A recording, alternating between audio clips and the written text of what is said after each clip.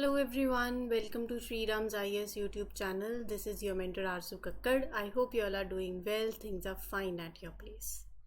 With this शुरू करते हैं आज का सेशन जिसमें हम कवर करेंगे ये आर्टिकल्स जो आपके सामने हैं.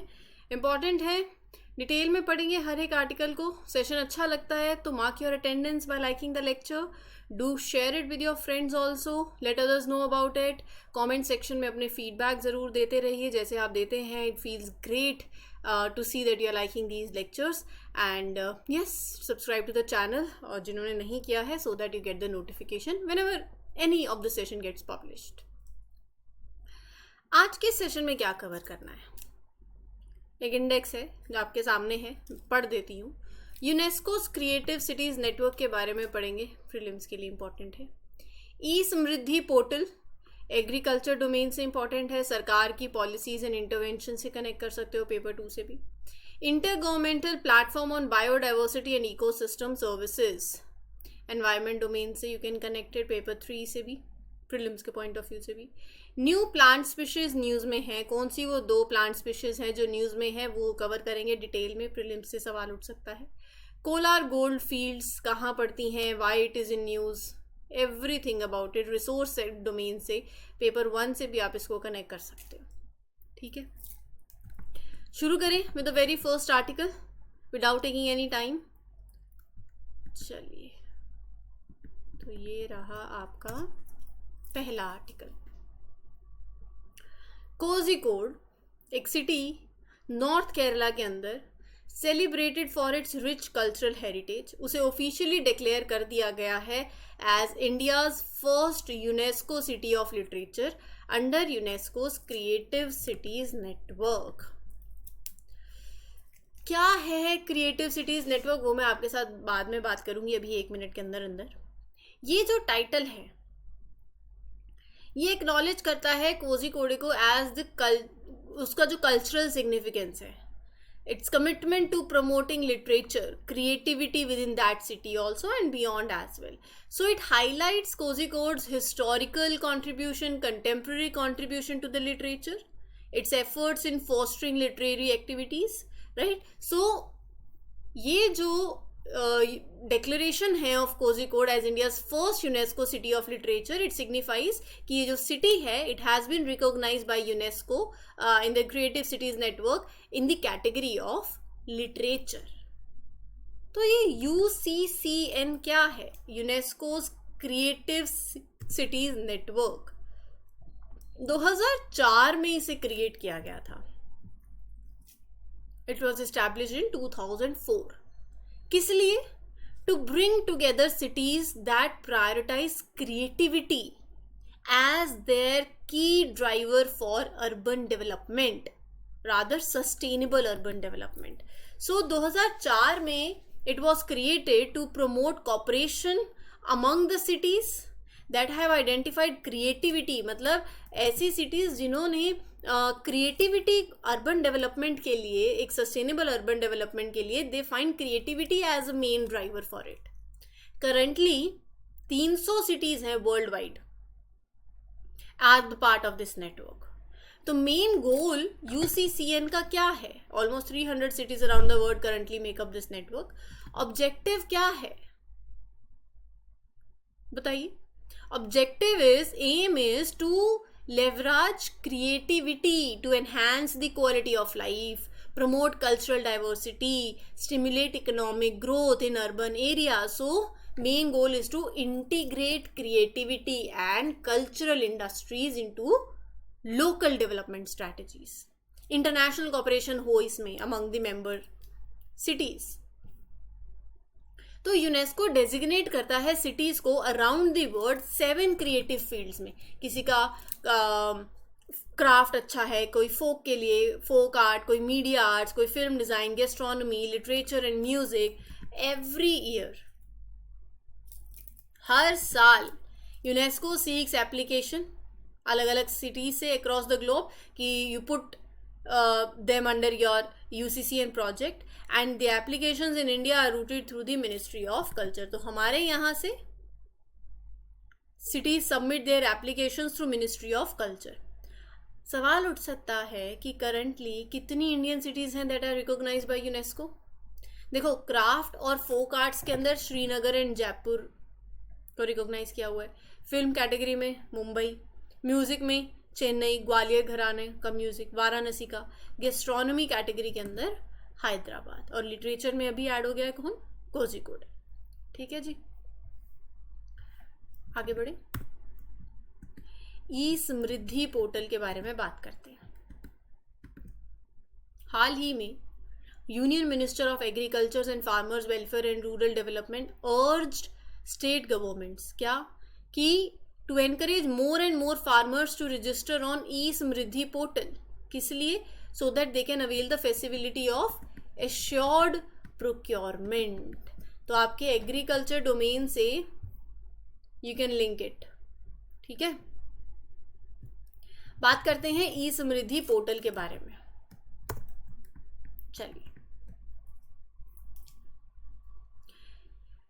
ये एक ऑनलाइन प्लेटफॉर्म है। ये जो हम बात कर रहे हैं इस पे रजिस्ट्रेशन की फार्मर्स के, उनको बेनिफिट मिलेगा from guaranteed procurement of their produce. एक सिक्योर मार्केट इंश्योर हो जाएगी फॉर देयर क्रॉप्स। अब ये पोर्टल कैसा पोर्टल है? ऑनलाइन प्लेटफॉर्म है, was launched by through national agricultural cooperative marketing federation of India limited, इसके बारे में भी बात करेंगे, and national cooperative consumers federation of India limited. किस लिए डिज़ाइन किया गया है? फार्मर्स के लिए। क्यों? ताकि भैया आप यहाँ पर आएँ, रजिस्टर करें and get benefit from the government's commitment to buy pulses at MSP। तो आप यहाँ पर अपने आप को रजिस्टर कराएं, ठीक है, ताकि आपको वो सारे फायदे मिल सकें। फार्मर्स डायरेक्टली रजिस्टर कर सकते हैं ऑन द पोर्टल और through the credit societies and farmer producer organisations. ठीक है, and the federation will pay the farmers directly into their bank accounts। कोई भी इंटरमीडियरी इन्वॉल्व नहीं होगा। The payment to the farmers will be made directly into their bank account। No agency will be involve in between. National agricultural cooperative marketing federation of India limited एक apex organisation है of marketing cooperatives for agriculture produce in India. Top organisation है that coordinates marketing cooperatives. 1958 में 2 अक्टूबर को it was established ताकि you support and promote the trade of agriculture products, forest products across India. इसको register किया हुआ है under multi state cooperative societies act. इसका हेडक्वार्टर न्यू दिल्ली में है, लेकिन इसके 4 रीजनल ऑफिसेज भी हैं दिल्ली, मुंबई, चेन्नई, कोलकाता के अंदर। बाकी जोनल ऑफिसेज हैं in the Capitals of all the states and there important cities. वहाँ पर आपको 28 जोनल ऑफिसेज जो हैं इसके स्टेट कैपिटल्स में, वो भी मिल जाएंगे। तो फार्मर अपना प्रोड्यूस इफेक्टिवली सेल कर पाए, इसलिए ये क्रूशियल रोल प्ले करता है और फार्मर्स को हेल्प करता है। रही बात फंक्शंस की ऑफ दिस फेडरेशन, ये एक मेन एजेंसी है जो कि रिस्पॉन्सिबल है for implementing price stabilisation measures under operation green initiative, जिसका प्रोग्राम का मकसद क्या है? To stabilise the prices of the agriculture products और फार्मर्स को हेल्प करना to double their income by 2022। Now alongside FCI, Food Corporation of India, this federation is involved in buying oil seeds, pulses, copra under the price support scheme, ताकि farmers को एक fair price मिले for their produce. ठीक है जी, चलिए आगे बढ़ते हैं। हाल ही में intergovernmental platform on biodiversity and ecosystem services IPBES has been selected for 2024 blue planet prize. तो 2 सवाल बनते हैं, एक तो ये क्या है और दूसरा ये प्राइस क्या है। Correct cover.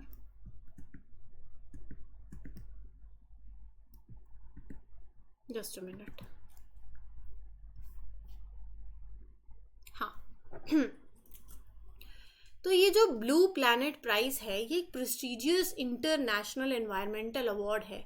हर साल दिया जाता है ऐसे ऑर्गेनाइजेशंस को या इंडिविजुअल्स को जिन्होंने साइंटिफिक रिसर्च में, एनवायरमेंटल प्रोटेक्शन में एक आउटस्टैंडिंग एफर्ट दिखाया। ठीक है, अब इस बार जो IPBES की हम बात कर रहे हैं, तो IPBES एक इंटरनेशनल ऑर्गेनाइजेशन है जो 2012 में बनी थी, ठीक है। इसका पर्पस क्या है? इसका पर्पस है to improve the connection between science and policy to conserve and sustainably use the biodiversity. तो to strengthen the science policy interface for biodiversity, for ecosystem services, for the conservation. IPBES provides policymakers with unbiased scientific reports. Current state क्या है planet's biodiversity की, ecosystem की, right? So it provides policymakers with those unbiased scientific reports. The benefits to people, क्या फायदा मिल रहा है, methods to protect and use these natural resources sustainably, तो एक पूरी रिपोर्ट मिल जाती है. It was modeled after IPCC and Millennium Ecosystem Assessment. It was inspired by them. ये बॉडी, ठीक है. अच्छा, ये स्टेटमेंट बन जाएगी, क्या ये यूनाइटेड नेशन की बॉडी है? बहुत इंपॉर्टेंट. नहीं, ये यूनाइटेड नेशन की बॉडी नहीं है. It is not a part of UN. लेकिन UNEP अपना एडमिनिस्ट्रेटिव सपोर्ट प्रोवाइड करता है to IPBES following request from IPBES plenary and approval by UNEP. So it is not a United Nations body, लेकिन at the request of IPBES plenary and with the authorization of UNEP governing council in 2013 UNEP provide करता है secretariat services to IPBES. क्या India member है इस organisation का? Yes. साल में एक बार जो IPBES के मेंबर स्टेट्स हैं, जो गवर्निंग बॉडी है इसकी, वो मिलते हैं. और इसका सेक्रेटरीट कहाँ है? बॉन, जर्मनी के अंदर, ठीक है. नाउ रही बात ब्लू प्लैनेट प्राइज की. It is awarded by Japan's Asahi Glass Foundation, right. हर साल या इंडिविजुअल्स को भी दिया जाता है, ऑर्गेनाइजेशंस को भी दिया जाता है जिन्होंने भी आउटस्टैंडिंग अचीवमेंट दिखाई हो in scientific research and it's applications, right. जो ग्लोबल, मतलब आपके सॉल्यूशंस ने हेल्प किया हो टू ग्लोबल एनवायरनमेंट प्रॉब्लम्स. और प्राइस में क्या मिलता है? $5 लाख का अवार्ड, ठीक है. हाल ही Indian botanist and researchers have discovered 2 new species of plants from 2 biogeographic hotspots of the country. एक अंडमान एंड निकोबार आइलैंड से, एक अगर यहाँ से मिला है तो, और एक यहाँ से मिला है. एक्सट्रीम हो गया ना, नॉर्थ साउथ, ठीक है जी. तो एक अंडमान एंड निकोबार आइलैंड से मिला है और एक अरुणाचल प्रदेश से मिला है. Researchers discovered 2 new plant species. क्या नाम है? अंडमान एंड निकोबार आइलैंड से जो मिला है, डिस्कवर किया है, वो है डेंड्रोफ्थे लॉन्जिनेंसिस and पेट्रोकॉस्मिया अरुणाचलेंसिस lens from Arunachal Pradesh. तो अरुणाचल से, ये तो आपको याद हो ही जाएगा, अरुणाचल से अरुणाचल प्रदेश वाला है, ठीक है. अब पहले बात करते हैं डेंड्रोफ्थो की. It is an aerial stem parasitic flowering plant species. इसके बारे में डिटेल में बात कर लेते हैं. फ्लावरिंग प्लांट है that grows as a stem parasite, मतलब it attaches to and depends on other plants for nutrients. कहाँ है लोकेशन? कहाँ डिस्कवर किया? On the Long Island in the middle of Andaman and Nicobar islands. It was found specifically growing on mango trees, ऐसे लगा लीजिए, host plant. They are located at the edge of evergreen forest in the lowland areas of tropical forest. ठीक है. Rest, this particular species is belong to mistletoe family. ठीक है जी. So this species is rare and it is only found in a new specific places on Long Island, on a few localities. लेकिन हाँ, because of destruction of natural habitats and other anthropogenic activities ये threat पड़ जाता है फिर, ठीक है जी. Human activities जैसे होती हैं, cutting down of trees and various development, they are causing their population, मतलब टू डिक्लाइन वर्ल्ड वाइड. रही बात दूसरे स्पीशीज की, पेट्रोकॉस्मिया, एक बहुत ही स्मॉल हर्ब है that researchers located inside a cave, indicating, मतलब इसको ऑब्वियसली कम लाइट चाहिए रहेगी, फिर this plant is entirely white with a purple blotch and touch करने पे इट फील्स हेरी टेक्सचर है. So it is the second known species from genus Petrocosmia in India. ऐसे ना सवाल यूपीएससी पूछ लेती है अक्सर. अब रही बात बायोडाइवर्सिटी हॉटस्पॉट्स की, यह आपके स्टैटिक से लिंक करता है, बट एक बार इसको डिस्कस कर लेते हैं. अर्थ पे वो एरिया जिसमें that have incredibly high diversity of species, मतलब रेयर वंस, यूनिक वंस आपको वहाँ देखने को मिलेंगे. तो ऐसे कुछ 36 एरियाज हैं globally. So despite covering only 2.5% of Earth's land, ये जो hotspots हैं, they are home to over half of all the planet species that are found nowhere else. मैं किसी को बायोडाइवर्सिटी हॉटस्पॉट डिक्लेयर करना चाहती हूँ, क्लासीफाई कर रही हूँ, तो वो रीजन 2 मेन क्राइटेरियाज जरूर मीट करना चाहिए. क्या? To qualify as a biodiversity hotspot. पहला तो it must have at least 1500 vascular plants that are unique to that area. They aren't found anywhere in the world, वहीं पर ही होना चाहिए. और इट मस्ट हैव लॉस्ट 70% और more of its original natural habitat due to human activities, जैसे deforestation हो गया, urban development के चलते हो गया. इंडिया के अंदर 4 रिकॉग्नाइज्ड बायोडाइवर्सिटी हॉटस्पॉट्स हैं. हिमालय, आपने स्टार्टिंग में पढ़ा होगा, Himalaya, Indo Burma region, western Ghats and Sundaland. तो उसमें मतलब जब मैं 70% की बात करी तो 30% उसका ओरिजिनल नेचुरल वेजिटेशन होना चाहिए फिर, एंड इट मस्ट हैव 30% और less of its original natural vegetation and must be threatened. ठीक है. Kolar gold Fields. कर्नाटका की गवर्नमेंट ने recently clear a proposal of the centre by reviving gold mining and auctioning of 13 tailing dumps at Kolar gold Fields by Bharat Gold Mines Limited, KGF.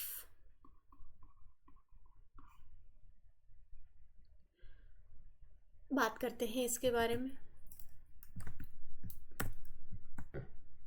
Little England once it was known as. हाल ही में कर्नाटका की सरकार ने एक proposal from the central government उसको approve किया है to revive these gold mining activities and auctioning of 13 tailing dumps at Kolar gold Fields, जो कि मैनेज किए जा रहे हैं by Bharat Gold Mines Limited. इसका मतलब क्या है? देखो, you are reviving, you are restarting और you are continuing the gold extraction operations, जो कि प्रीवियसली पहले दे वर हॉल्टेड और दे वर रिड्यूस्ड. पहली बात तो ये. Now auctioning of this telling dumps, मतलब टेलिंग डंप्स क्या होते हैं? रेमिनेंट्स बच जाते हैं ना, जो रेमिनेंट्स होते हैं of ore processing, they are known as tailing dumps that contain some of the residual minerals including gold. So by auctioning these dumps, सरकार का एम है to extract the remaining valuable material from them. Now what about Kolar gold fields? Kolar gold fields एक mining area है, Kolar district है कर्नाटका में, वहां located है, बैंगलोर से 100 किलोमीटर पे पड़ता है. पिछले 2000 साल से यहाँ पर गोल्ड माइनिंग हो रही है, मतलब इंडिया का ओल्डेस्ट माइनिंग एरियाज में से है. 1880 में KGF experienced significant growth when John Taylor and Sons took over the mines. 1860 में. Under their management, KGF became known for having one of the deepest and most productive gold mines in the world at that time.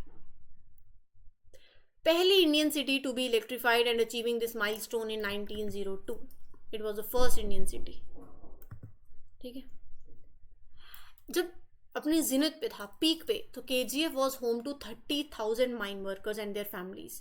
एक multi ethnic community it was having with experienced miners recruited from around the world. ये जो mines थी, they were run by the company until 1956. उसके बाद government of Mysore ने take over किया, who employed John Taylor and Sons as mining consultants. देखो, 2001 के आसपास the mines decline and they were finally close in 2001. ठीक है. चलते हैं आज के हमारे लास्ट आर्टिकल पे, इंडस वाटर ट्रीटी के बारे में बात करते हैं. Pakistani delegation recently arrived in Jammu as a part of ongoing discussions concerning this 1960 Indus Water Treaty. क्या है ये इंडस वाटर ट्रीटी? हर जगह पानी का ही तो मसला है. इंडिया और पाकिस्तान के बीच में ये साइन हुई थी कि आप इंडस रिवर सिस्टम को किस तरीके से यूज करेंगे. उस टाइम हमारे प्राइम मिनिस्टर थे Jawaharlal Nehru and former Pakistan president Ayub Khan. 1960 में it was sign. It was brokered by World Bank, जो also is the signatory to this treaty. ठीक है. तो एक मीडिएटर की तरह लगा लीजिए वर्ल्ड बैंक. इसका मेन ऑब्जेक्टिव क्या है कि जो पानी है इंडस रिवर सिस्टम का, उसकी ट्रिब्यूटरीज का, उसको फेयरली एलोकेट किया जाए between India and Pakistan. So it establishes a mechanism for division of water resources. Right. इस ट्रीटी के हिसाब से आपको पता होना चाहिए कितना कौन सा पाकिस्तान को एलोकेट हुआ और कितना अपने को. ICJ, Indus, Chenab, Jhelum, they were allocated to Pakistan, and rest 3, Beas, Ravi, Satluj was allocated to India. ठीक है. Pakistan roughly got 80% of the water in this Indus drainage system. तो ये ट्रीटी परमिट करती है दोनों countries को to use the other's river for certain purposes, जैसे small hydro electric projects के लिए दैट रिक्वायर वेरी लिटिल और नो वाटर स्टोरेज. लेकिन पाकिस्तान को अक्सर यहाँ दिक्कत होती रहती है इस पॉइंट पे. ये treaty is overseen by Permanent Indus Commission. एक बाइलेटरल बॉडी है with commissioners from both the countries that are tasked with managing और implementing the provisions, resolving any question, differences and disputes. World Bank का बहुत एक important role है, एक neutral expert की तरह लगा लीजिए in case of technical differences. Right. So ये था आपका इंडस वाटर ट्रीटी के बारे में. आपके लिए होमवर्क है इंडस वाटर सिस्टम की जो ये 5 जो ट्रिब्यूटरीज हम बात करते हैं ना, इसको ज़रूर पढ़ना है NCERT से. ठीक है. इस सेशन के लिए इतना ही. Will meet you with other sessions with other important articles. Till then take care, good luck, good wishes, happy learning everyone, all the best. This is your mentor Aarsu Kakkar signing of.